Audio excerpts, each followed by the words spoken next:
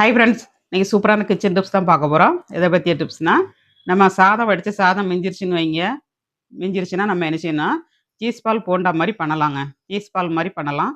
ரொம்ப நல்லாயிருக்கும். ட்ரை பண்ணி பாருங்கள். ஸ்கூல் விட்டு வர குழந்தைங்களுக்கு இந்த மாதிரி ஸ்நாக்ஸாகவும் பண்ணி கொடுக்கலாம். காலையில் டிஃபனாகவும் பண்ணி கொடுக்கலாங்க. அட்டகாசமாக இருக்கும் டேஸ்ட்டு. இது கூட உருளைக்கிழங்கு போட்டு பண்ணணுங்க. பண்ணிங்கன்னா குழந்தைகள் வந்து விரும்பி சாப்பிடுவாங்க. உருளைக்கிழங்கு வடித்த சாதத்தை போட்டு பண்ணிங்கன்னா டேஸ்ட் அட்டகாசமாக இருக்கும். இதே மாதிரி நீங்களும் ட்ரை பண்ணி பாருங்கள். சாதம் வந்து நல்லா மசிச்சு எடுத்தாச்சு. இப்போ உருளைக்கிழங்கு வந்து இதில் மசிச்சு போட்டுடலாம். இந்த மாதிரி நல்லா மசிச்சு போட்டுக்கோங்க.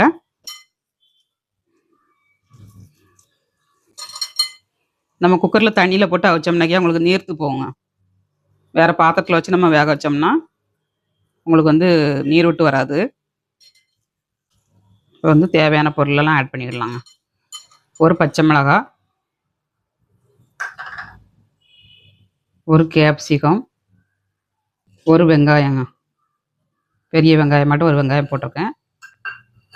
அப்புறமா கேரட்டு, ஒரு கேரட்டு பெரிய கேரட்டாட்டு போட்டிருக்கேன்.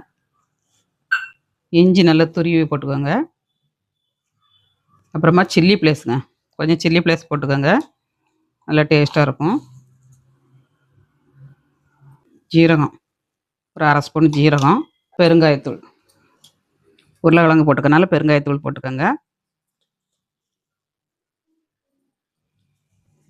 உப்பு ஆட் பண்ணிடலாம்.